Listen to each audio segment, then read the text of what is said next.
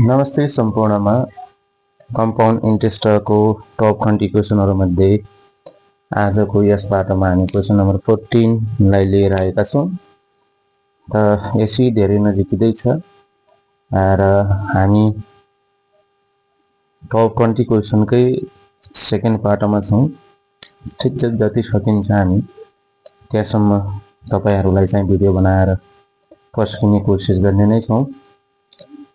आज को question number 14 में रहेको छ question a person deposited Rs 2,50,000 in a commercial bank for 2 years to get the half yearly compound interest at the rate of 10% per annum।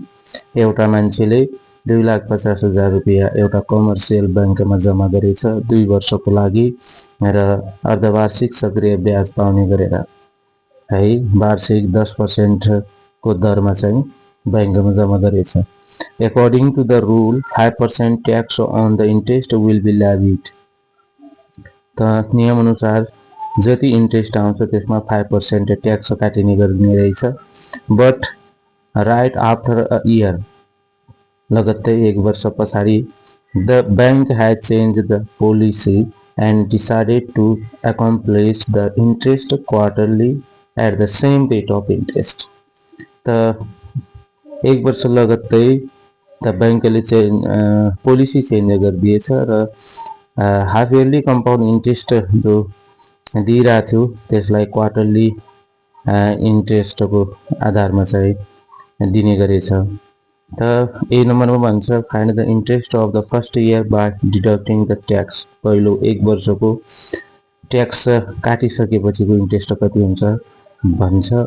Be नम्बरमा भन्छ what would be the interest of the second year after deducting the tax. दोस्रो वर्षको ब्याज कति हुन्छ tax काटिसकेपछि। What is the difference between the interest of the first year and second year after deducting the tax. पहिलो वर्षको र दोस्रो वर्षको ब्याजको डिफरेन्स कति हुन्छ है ट्याक्सलाई चाहिँ काटिसकेपछिको कुराकानी गरिरहेछ यसले। डी नम्बरमा भन्छ after deducting the tax by what percentage the interest of the second year differ from the interest of first year। त ट्याक्स डिडक्सन गरिसकेपछि पहिलो वर्षको र दोस्रो वर्षको जो इन्ट्रेस्ट छ त्यसको डिफरेन्ट कति पर्सेन्टले छ भन्ने क्वेशन छ। त महत्त्वपूर्ण क्वेशन हुनेछ यो है। हामी चाहिँ कम्पाउन्ड इन्ट्रेस्टको कुराकानी गरिरहेछौं तर यहाँ कुरो के को पनि जोडियो त ट्याक्स को पनि जोडिएको तब इम्पोर्टेन्ट हुनेछ। यसको सोलुसनमा हेर्नुहोस्, हामी सोलुसनमा जान्छौं।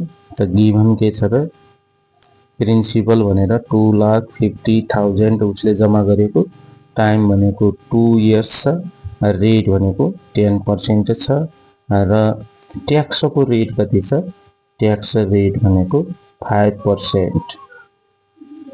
त 5% चाहिँ ट्याक्स को रेट पनि छ। त क्वेशन नम्बर ए मा भन्छ find the interest of the first year by deducting tax. First year मा के थियो त half yearly compound interest of first year. तो पहिलो वर्षको अर्धवार्षिक सक्रिय ब्याज भनेको p * 1 + r / 200 पावर 2t - 1 गर्नु होला। यो भनेको 2,50,000 * 1 + r भनेको 10 / 200 को पावर 2t 2 * 1 नै भइहाल्यो है। वर्ष कति छ 1 वर्ष हुनेछ -1। यसलाई सल्भ गरेर कति आउनेछ त 25,625। यो सल्भ गर्ने काम तपाईहरुको हुनेछ। Now interest after deducting tax deduct गरिसकेपछिको कति हुनेछ त 25,625 25,625 माइनस 5% into 25,625। यो आउनेछ RS 24,343.75। ट्याक्स डिडक्सन गरिसकेपछिको पहिलो 1 वर्षको चाहिँ ब्याज कति आउनेछ यो रकम आउनेछ। क्वेसन नम्बर बी मा भनेको थियो interest of second year by deducting tax after deducting tax भनेको थियो त इन्ट्रेस्ट अफ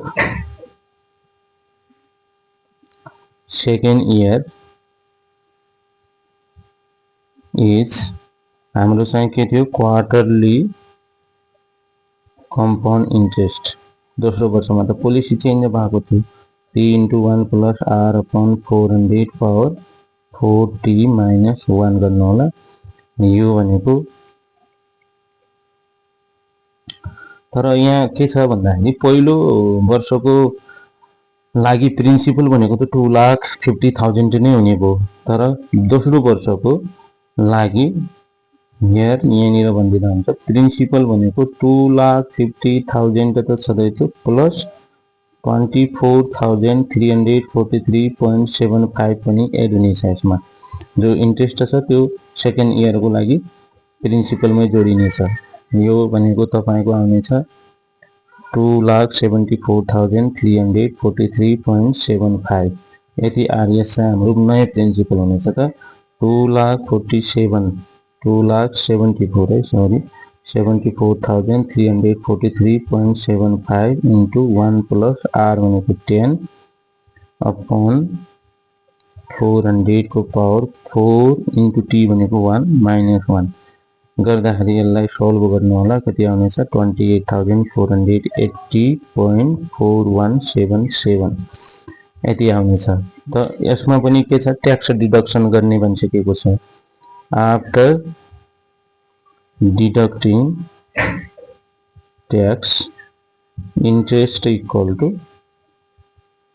28,480.4177 minus 5% नै थियो त यसमा पनि त 28,480.4177 हुनेछ। त यो सल्भ गर्ने हो भने कति आउनेछ 27,056.39 त दोस्रो वर्षको इन्ट्रेस्ट भनेको कति रहेछ त 27,056.39।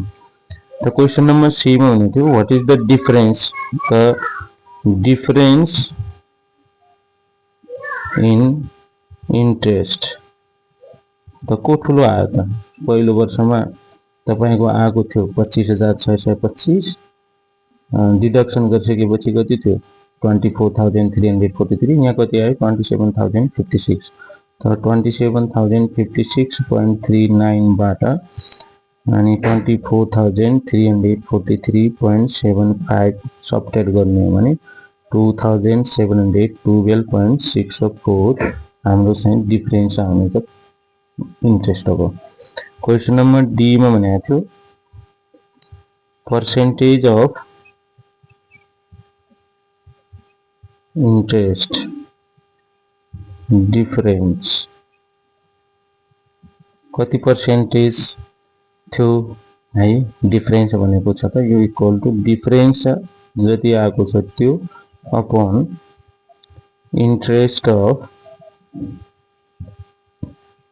फर्स्ट इयर पहिलो वर्ष भन्दा दोस्रो वर्ष फरक आछ इन्टु 100% गर्नु त डिफरेन्स कति आयो 2,712.64 अपन पहिलो वर्षको चाहिँ कति थियो 24,343.75 इन्टु 100 गरेर तपाईको आन्सर आउनेछ 11.14%।